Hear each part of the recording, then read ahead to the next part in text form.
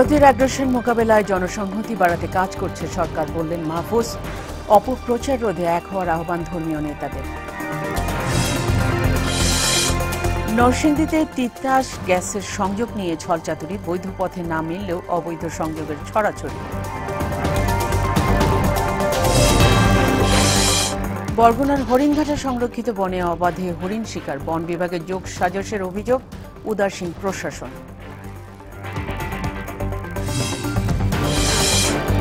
মেহেরপুর মুক্ত দিবস আজ, দিবসটি ঘিরে নানা কর্মসূচি। ৭১-এর এই দিনে বাংলাদেশকে স্বীকৃতি দেয় ভারত।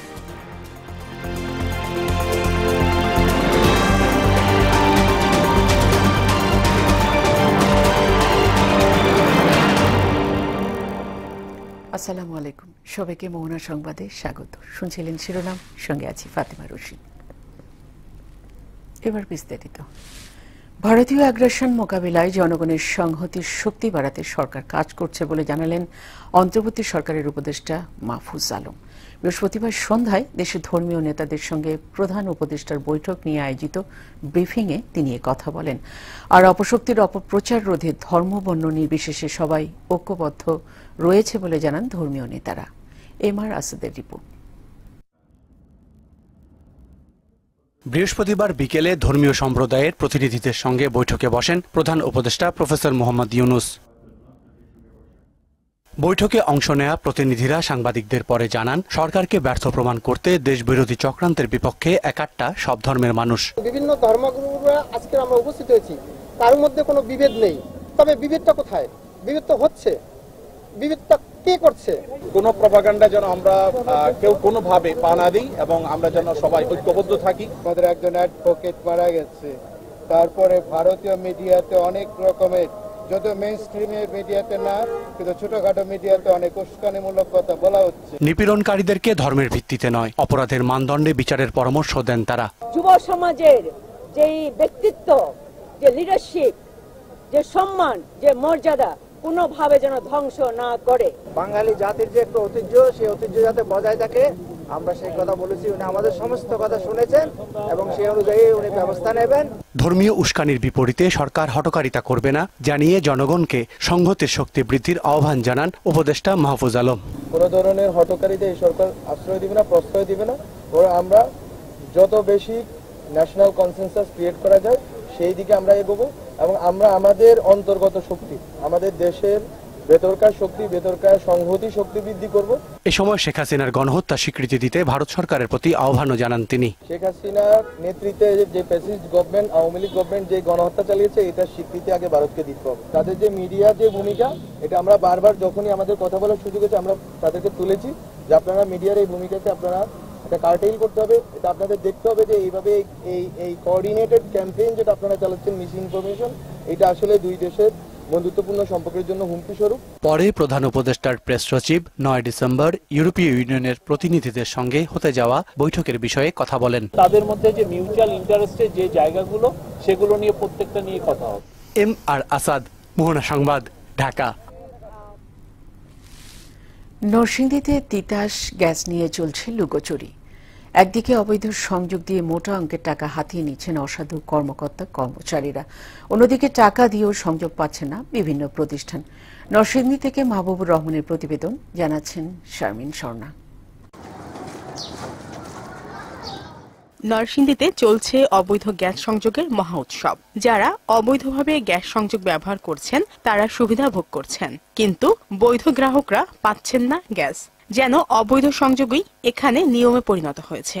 জেলার মাধবদী পৌরসভার নুরালাপুর, শিবপুর, পাঁচদোনা সহ নরসিংদীর প্রায় সবখানেই অবৈধ গ্যাস সংযোগের ছড়াছড়ি। এসব অবৈধ সংযোগ দেওয়ার সঙ্গে তিতাসের এক শ্রেণীর কর্মকর্তা কর্মচারী জড়িত বলে অভিযোগ রয়েছে। এতে সরকার হারাচ্ছে রাজস্ব। ওরা এক যুগ ধরে গ্যাস চালাতেছে, আর আমরা স্থানীয় মানুষ, আমরা কোনো গ্যাস ঠিক ঠিকানা নাই। টাকা খাওয়িয়ে তারা এইভাবে বড় চুলা চালাচ্ছে, অনেক চুলা চালাচ্ছে। কন্ট্রাক্টের আন্ডারে আবেদন করছি, কন্ট্রাক্টরের কাছে আমরা টাকা পয়সা চাইছে আমরা দিছি, আমাদের লাইন ক্লিয়ার করে দিব। আমরা টাকা দিছি, টাকা দেওয়ার পরে সংযোগ ঘেরা দিয়ে গেছে। আর বিষয়টি স্বীকার করে জড়িতদের বিরুদ্ধে ব্যবস্থা নেওয়ার কথা জানিয়েছেন এই কর্মকর্তা। অবৈধ সংযোগের ব্যাপারে আমরা বিভিন্ন সময় অভিযান চালাচ্ছি এবং আমাদের কাছে যে সমস্ত তথ্য আছে তাতে আমরা দেখতে পাইছি যে আপনি যেটা বলছেন সেটা ঠিক আছে। নতুন নতুন আবাসিক বিল্ডিং এ হাইরাইজ বিল্ডিং এ প্রায় অতিরিক্ত চুলা পাওয়া যায়।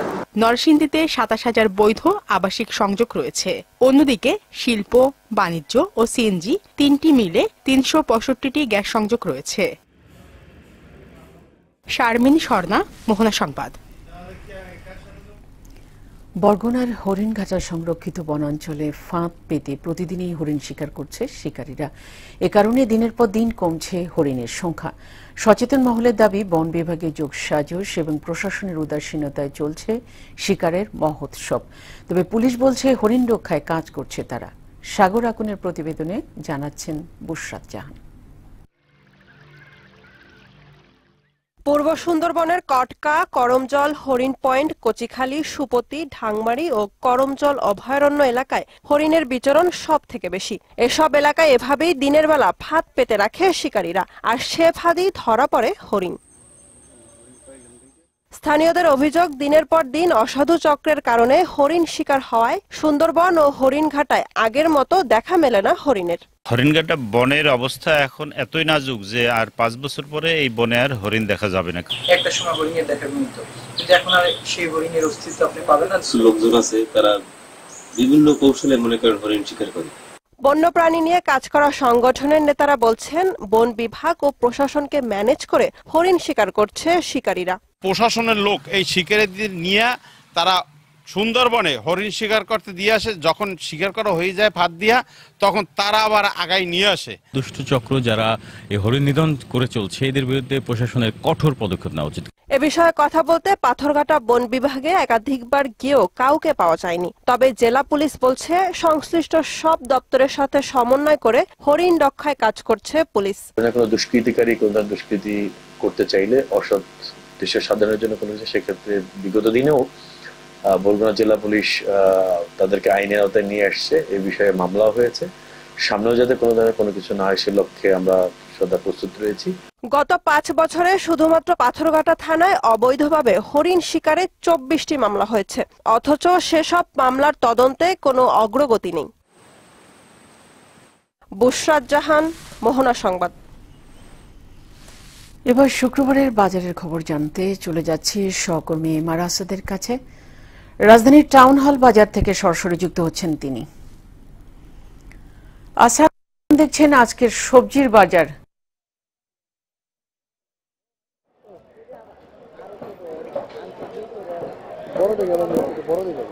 জি ফাতেমা, আপনি জানেন এখন শীতের যে আগমনী বার্তা পেরিয়ে এখন আসলে শীতের শুরু হয়ে গেছে এবং আমরা যে এখন আছি মোহাম্মদপুর টাউন হল বাজারে এবং আমরা বাজার ঘুরে দেখতে পেয়েছি যে শীতকালীন যে সবজিগুলোকে আমরা আসলে যেগুলোর সঙ্গে আমরা পরিচিত সেগুলো কিন্তু খুব প্রচুর পরিমাণে এখন বাজারে এসেছে। এর মধ্যে রয়েছে বাঁধাকপি, ফুলকপি সহ যে শীতকালীন সবজিগুলো রয়েছে সেগুলো যেরকম আছে, এছাড়া বেশ কিছু দেশি ফল যেগুলো আসলে শীতকালীন ফল, যেগুলো শীতের মৌসুমে আসলে বাজারে বেশি ওঠে, সেগুলো কিন্তু ইতিমধ্যেই বাজারে এসেছে। তবে তারপর আসলে বলতে হয় যে বাজারের শাকসবজি বলি কিংবা যে ফলগুলো রয়েছে যেগুলো, সেগুলোর দাম কিন্তু আসলেই চড়া।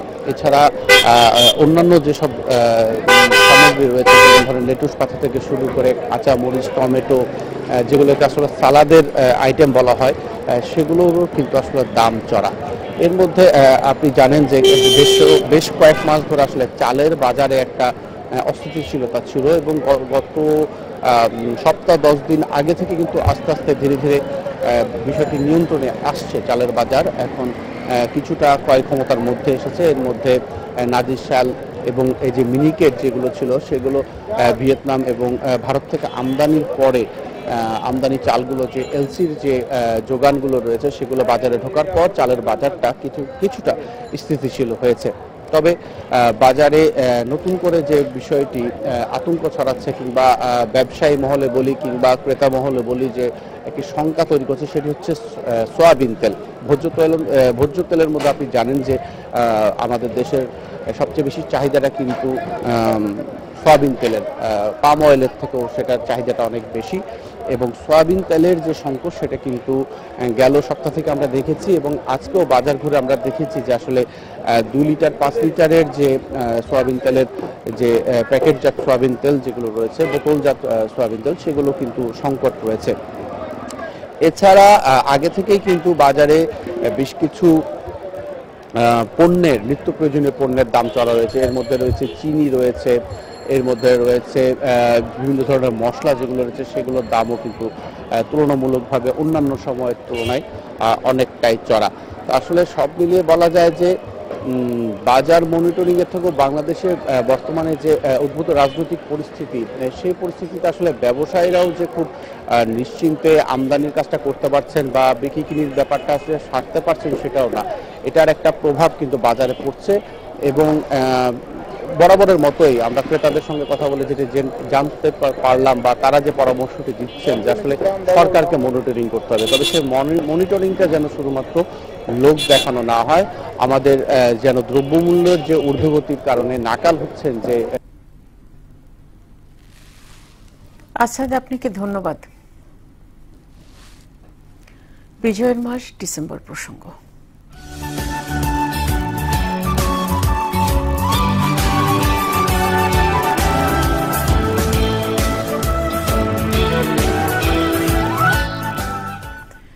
মেহেরপুর মুক্ত দিবস আজ। মুক্তিযোদ্ধাদের প্রবল প্রতিরোধের মুখে ৭১-এর ৫ ডিসেম্বর বিকেল থেকেই গোপনে মেহেরপুর ছাড়তে শুরু করে পাক হানাদার বাহিনী। পরদিন জয়ের আনন্দে মেহেরপুরে জনসাধারণ এবং মুক্তিযোদ্ধারা রাস্তায় নেমে আনন্দ উল্লাস করে। দিনটি উপলক্ষে বিভিন্ন কর্মসূচি গ্রহণ করেছে জেলা প্রশাসন এবং মুক্তিযোদ্ধা কমান্ড।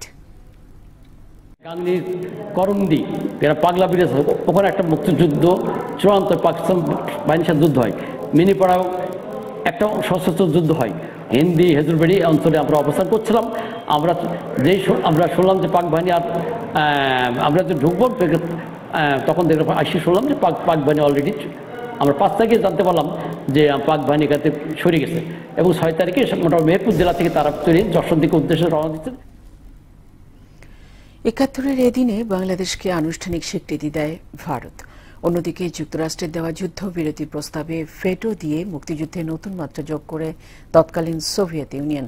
এর মধ্যে মুক্তিকামী মানুষকে দমাতে পাকিস্তানি সেনাবাহিনীকে কঠোর আক্রমণ চালানোর নির্দেশ দেন প্রেসিডেন্ট ইয়াহিয়া খান। বাকিটা জানাচ্ছেন ইশতিয়াক হোসেন। স্বাধীনতা যুদ্ধের এই পর্যায়ে একের পর এক অঞ্চল শত্রুমুক্ত করে ঢাকার পথে আসতে থাকেন মুক্তিযোদ্ধারা। ৭১-এর ৬ ডিসেম্বর বাংলাদেশকে স্বীকৃতি দেয় ভুটান। এর ঘণ্টা দেড়েক পর বাংলাদেশকে স্বীকৃতি দেয় ভারত। ইন্দিরা গান্ধীর এই ঘোষণার পরপরই ভারতের সঙ্গে কূটনৈতিক সম্পর্ক ছিন্ন করে পাকিস্তান। অন্যদিকে জাতিসংঘে যুক্তরাষ্ট্র উত্থাপিত যুদ্ধবিরতির প্রস্তাবে ভেটো দেয় পোল্যান্ড ও সোভিয়েত ইউনিয়ন। নিরাপত্তা পরিষদের ৭ সদস্য মার্কিন প্রস্তাবের পক্ষে ভোট দেয়, আর ভোটদানে বিরত থাকে ব্রিটেন ও ফ্রান্স।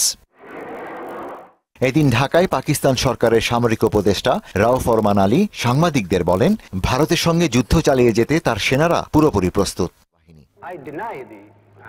মুক্তিবাহিনীর তীব্র লড়াই ও প্রতিরোধের মুখে ৭১-এর এদিন ভোর থেকেই পাকিস্তান সেনাবাহিনীর ৯ম পদাতিক ডিভিশনের সদস্যরা পালিয়ে যেতে থাকে। মুক্তিযোদ্ধাদের প্রবল আক্রমণে শত্রুরা পালিয়ে গেলে লাল সবুজের পতাকা ওড়ে কুড়িগ্রামে। ইশতিয়াক হোসেন, মোহনা সংবাদ। প্রায় ১ মাস পর রাঙ্গামাটি সহ পার্বত্য এলাকায় ভ্রমণ নিষেধাজ্ঞা তুলে নেয় প্রশাসন। এতে রাঙ্গামাটিতে বাড়তে শুরু করেছে পর্যটকের সংখ্যা। নিরাপত্তা নিয়েও এখনো শঙ্কা নেই। পর্যটন সংশ্লিষ্টরা বলছেন, ছুটির দিনগুলোতেই বেশি আসছেন পর্যটকরা। হোটেল রিসোর্টগুলোতে আগের মতোই বুকিং দিচ্ছেন ভ্রমণ পিপাসুরা। মহুয়া জান্নাত মনির প্রতিবেদন, জানাচ্ছেন আফরিন পপি। শীতের হাতছানিতে পাহাড়ের নীল আকাশে কুয়াশা ভেসে ভেসে অপার মুগ্ধতা ছড়াচ্ছে সর্বত্রই। হালকা শীতের আমেজে প্রকৃতিও যেন পর্যটকদের হাতছানি দিয়ে ডেকে যাচ্ছে পাহাড়ের সৌন্দর্য উপভোগ করতে। রাঙামাটি পর্যটন কেন্দ্রগুলো এখন পর্যটকদের পদচারণায় মুখর হয়ে উঠেছে। রাঙামাটির পর্যটন হলিডে কমপ্লেক্স সহ অধিকাংশ আবাসিক হোটেলের প্রায় সব কক্ষই বুকিং থাকছে। প্রকৃতি দেখতে দূরের পর্যটকদের পাশাপাশি স্থানীয়রাও ভিড় করছেন। এখানে অনেক জায়গায় ঘুরছি, তার মধ্যে আছে সুবলং ঝর্ণায় গেছি, তারপর আদিবাসী গ্রাম দেখছি, দেন আমরা আসছি ঝুলন্ত ব্রিজে। রাঙামাটি আসলে আসা আপনার নেচার অফ বিউটি দেখার জন্য, ঠিক আছে, এটা খুব সুন্দর একটা জায়গা। সড়কের পাশে গড়ে ওঠা পর্যটন কেন্দ্রগুলোতে প্রতিদিন ভ্রমণ করছেন পর্যটকরা। রাঙামাটির ঝুলন্ত সেতু, পলোয়েল পার্ক, শুভলং ঝর্ণা ও কাপ্তাই আসামবস্তি সড়ক সহ বিভিন্ন বিনোদন কেন্দ্রে পর্যটকরা দলে দলে প্রাকৃতিক সৌন্দর্য উপভোগ করছেন বন্ধু বান্ধব ও পরিবার পরিজন নিয়ে। স্বর্ণ মন্দিরে ওইখানে গেছি, তারপর এখন আসছি আমরা লাস্ট ঝুলন্ত ব্রিজে। বেচা বিক্রি হচ্ছে শুক্র শনিবার বন্ধ থাকে, যেহেতু এবারে বেশি ভালো বিক্রি হচ্ছে। পর্যটন মৌসুম হওয়ায় পর্যটকদের আগমন ক্রমেই বাড়ছে বলছেন পর্যটন সংশ্লিষ্টরা। আবাসিক যে ফেসিলিটি গুলোর মধ্যে প্রায় 50% আমাদের বুকিং রয়েছে। আশা রাখি আরো সামনে যে পর্যটন মৌসুম আসে এখানে আরো অনেক দিন অনেক টুরিস্ট বৃদ্ধি পাবে। 4 মাসে যে ক্ষতিটা হয়েছে সেটা আমরা আশা করতেছি যে পুষিয়ে নিতে পারবো। এইভাবে টুরিস্ট যদি আসা শুরু করে তো আমরা মনে করি আমাদের ব্যবসা ভালো হবে, আমাদের মালিকরা, চালকরা এরা সবাই একটু স্বাবলম্বী হবে। নিষেধাজ্ঞার পর এখন পর্যটকের সংখ্যা বাড়ায় আগের ক্ষতি অনেকটাই পুষিয়ে নেওয়া সম্ভব বলে মনে করছেন পর্যটন সংশ্লিষ্টরা। আফরিন পপি, মোহনা সংবাদ। দেশের বাইরের খবর। পার্লামেন্টে অনাস্থা ভোটে পরাজয়ের পর পদত্যাগ করেছেন ফরাসি প্রধানমন্ত্রী মিশেল বার্নিয়ে। ইতিমধ্যে প্রেসিডেন্ট ইমানুয়েল ম্যাক্রোর কাছে পদত্যাগপত্র জমাও দিয়েছেন তিনি। তবে নতুন প্রধানমন্ত্রী মনোনীত না হওয়া পর্যন্ত মিশেল বার্নিয়ে এবং তার সরকারকে তত্ত্বাবধায়ক সরকার হিসেবে থাকার আহ্বান জানিয়েছেন প্রেসিডেন্ট ইমানুয়েল। শেষ করব মোহনা সংবাদ, যাবার আগে শিরোনামগুলো আর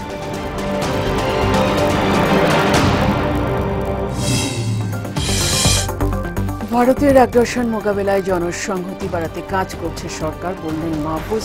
অপপ্রচার রোধে এক হওয়ার আহ্বান ধর্মীয় নেতাদের।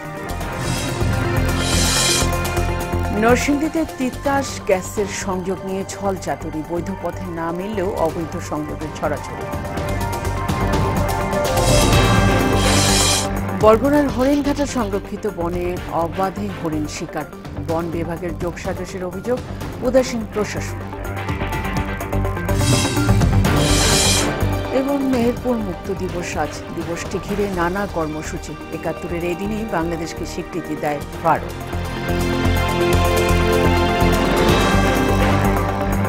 এই ছিল মোহনার সংবাদে। পরবর্তী সংবাদ দুপুর ১টায়। এর আগে সংবাদ এক নজরে দেখবেন দুপুর ১২টায়।